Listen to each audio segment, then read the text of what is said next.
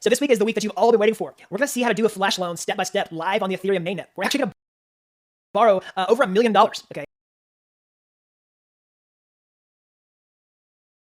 And then pay it back. So we're going to see how to do that step by step. I've actually invited a few of my friends into the program today to show us how this works and give us some code that we can use and show us how to set it up and everything step by step. Okay? So this is really exciting. So before we get into that, let's just recap about what a flash loan even is in the first place. So I've got another video in the program about how flash loans fundamentally work. So you definitely want to check that out for a longer explanation. But I'll give you a really quick explanation. Basically, a flash loan is just borrowing money and paying it back, okay? And then same transaction.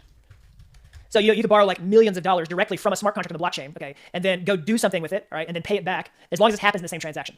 And basically how that works is Ethereum allows you to execute complex transactions that have multiple operations. So inside of here, you can say like, do something, maybe go make some more money, something like that.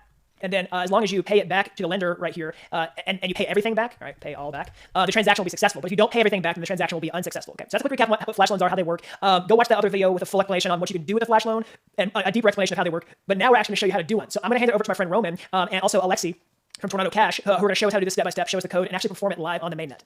We will take a look at this repository, Flash Loan tutorial from Papersec. The link will be below this video. So here we're going to explain how you can take a Flash Loan from DYDX protocol from this particular contract. As you can see, you can borrow up to $27 million. And we're going to show you how you actually do it. So the first step is to, wait a second. So Papersec, Flash Loan. So the first step is you need to git clone the repository into your local directory. After you've done that, you're going to have some folder structure from Truffle project. So in this contracts folder, you have a folder called DYDX, and I'm going to explain you what it is. So the first contract is called DYDX.sol. It's just the interface that we're going to use to communicate with the DYDX platform. So they're using some of the data structures that are generic on their platform, because DYDX is not just a Flash Loan liquidity provider. DYDX is I believe it's a decentralized exchange with a lending protocol built in. So they have a ton of good stuff in it. So this particular contract is just some of the structures that we're going to use in our contract. This contract, DYDX flashloan.sol. So this is the contract that explains what kind of actions we want to take with this DYDX protocol. So the actual flashloan function, that's the core of this function, is it's taking three parameters that you can also look at the documentation of DYDX. Let's walk through what it does here. So the first call is to pre-approve the pool with this token so it can actually charge back at the end of the transaction. The next one is the info structure. That is also needed to be implemented with a call function. I'll show you that later on. And this is the action arguments. So everything in DYDX is explained via those action arguments. And you can look at the documentation of DYDX, what kind of actions they provide. For this particular tutorial, we're only interested in three actions, which is withdraw, call, and deposit. What does it mean? It means that the first one is that we are going to withdraw funds from the pool, from the contract, which essentially we're borrowing this money. So we're borrowing this money with like you specify which token you want to borrow. In our example, it's going to be wrapped Ether. Wrapped Ether is the Ether wrapped as a ERC20 token. The second action we're going to call our particular smart contract that we wrote to explain, like, let's say, what are we going to do with this flash loan? Like, so you borrow the money, you call some function, like you call some smart contract that you want to interact with, like to, let's say, liquidate some 0x order or liquidate the eighth CDP, like. And the third action is to deposit, which actually means you're depositing back to the pool, which essentially you're giving back your flash loan. And this function, once you wrote the procedure, you actually call the pool.operate, which is a DYDX function. So in order to use this flash loan function, we have to write our contract, and we call it flash loan taker. So the flash loan taker, what it does, the entry point is a get flash loan. Here we just basically, for the example purposes, we're taking the snapshot of the balance before.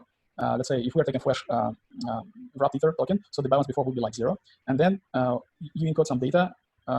And you pass in this data to this flash loan call. The flash loan function is the one that we described before. So when this function is called, during this call, the execution goes back to a call function that you have to define in your contract. That's part of the DYDX protocol. So when that function is called, here you can specify what do you want to do with this flash loan. For the sake of the simplicity, all we do here is we take the snapshot after, and then we store this balance after into our variable.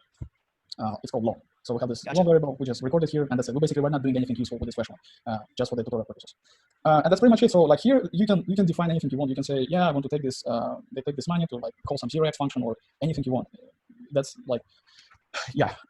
Yeah, very cool. So that's how you get started, and then basically, you just implement whatever you want to in there. You borrow the money, you perform any arbitrary set of transactions that you want to after that, and at the very end, the loan gets paid back. And if the original balance of the lending pool at the time that you borrow the money is not the same after the transaction will just fail. Correct. So you have to return the whole loan amount that you borrow plus one way. One way is the minimum amount of denomination of Ether or like DAI, whatever. Or the token that you're borrowing, I guess, right? Exactly. Yeah. So let's roll. Like, let's deploy this function into on the mainnet. So what we're going to do here. So the first step is you would need to do npm install, and after you've done it, you can run npm run flat, which will generate the flattened contract. So after that, you just copy the whole thing, open up the Remix browser, paste it in here. Check that you're on a 0.517 version. So the flattened contract duplicates this line, just remove this line. So it's going to be compiled successfully. So after that, you need to select this one. And now we want to deploy the smart contract. So you need to click on the flashloan taker, and you also have to provide some value. Like that means like how many times do you want to call this function? If you want to like call it later on, that's fine. As long as you prepay, if you send some wrapped ether to the smart contract, then you can call this function to borrow to execute the flashloan. So I'm gonna send 3-way. That means I will be able to use the flashloan 3 times, and we're gonna hit deploy. So we're gonna hit deploy. Let's specify 25. Best price.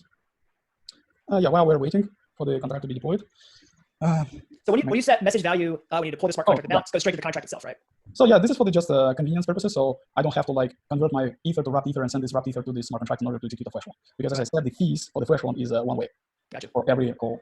So and we say in way, that could be at literally paid in ether, even if you're borrowing, DAI, for example, or no? No, it's paid in DAI. No, that was what I was asking. Yes. Gotcha. Yeah. So basically, if you borrow DAI, you have to pay like 1 way in that DAI. Yeah. So the minimum amount after you chip all the decimal places away, how many decimals it has, that's it. Okay. So we have just successfully deployed our contract, and now we can actually borrow some money.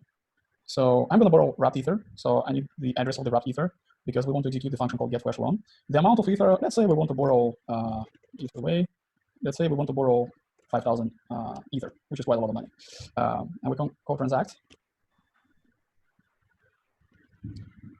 So as soon as this mines, we should be able to see that we successfully borrowed 5,000 ether and returned it back to the pool. And now actually before it's mined, our loan variable is 0. After this call, it should be recorded that we actually borrowed 5,000 ether as a proof that we actually had this money. Yeah, that's why we have this snapshot balance after. So we're taking the balance of the wrapped ether for in our contract and record this balance here. Yeah, very cool. All right. There we go, live on mainnet. Exactly. So yeah, as you can see, we successfully borrowed $1 million. That's right. Yeah, and we returned it back. And if we check our one variable now, we can see the balance was 5,000 ether and 3-way. That's why we prefunded with a 3-way here at the time of deployment. And now if we actually check our balance, we spent 1 way. You can barely see it, but yeah, as you can see, we had 3-way, now it's 2-way because we paid 1 way as a fee. Right. Yeah, very cool. That's pretty much it. Have fun with the flash loans. Feel free to ask any questions.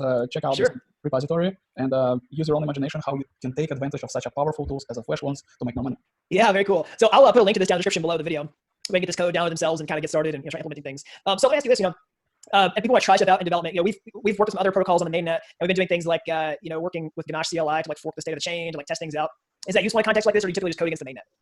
Oh yeah, that's the toughest part. So yeah, it's really, really hard to test, to write some unit tests, like truffle tests in Ganache environment. There is a like Ganache -- fork feature. Yeah, that's what I was talking about. Like Ganache CLI, you can do the fork feature, all that kind of stuff. Is that even useful in this context, or what do you think?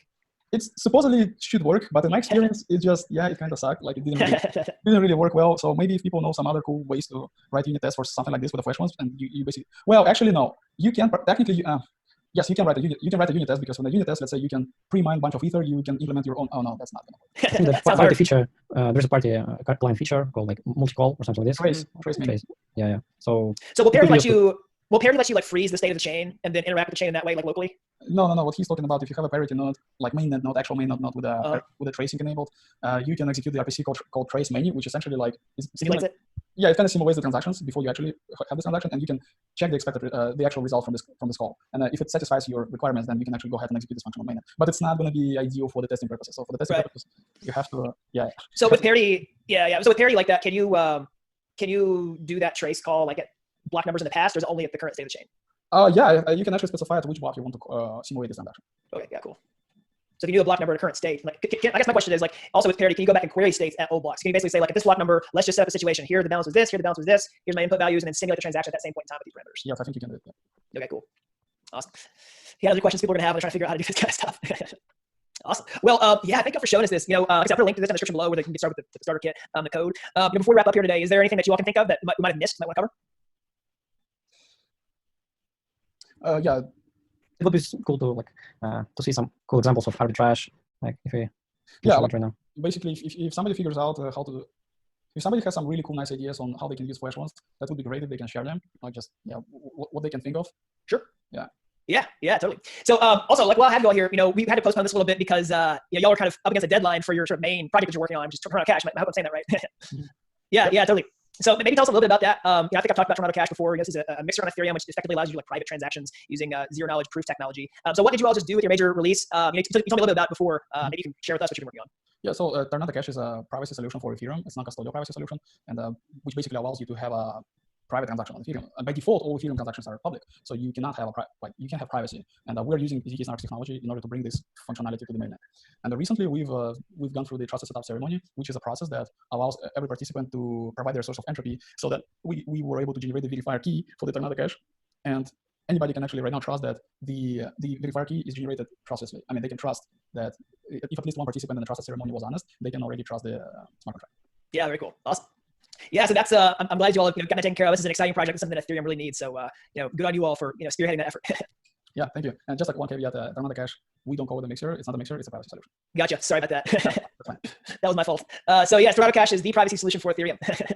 Awesome. Well, again, thank you all for coming on today and showing us how to do this step by step. Again, I'll put a link down in this description below. I'm really excited to play around with this. I'm excited to see what you all can come up with inside the program. So again, thanks again, Roman and Alexi. Hope to have you all back again sometime to show us cool stuff, because you're all out there in the trenches, on the cutting edge of this technology. And yeah, we appreciate you all being here. Thank you very much, Gregory. It was fun. Awesome. Thank you. Yeah, totally. All right, everybody. So until next time, thanks for watching Blockchain Mastery University.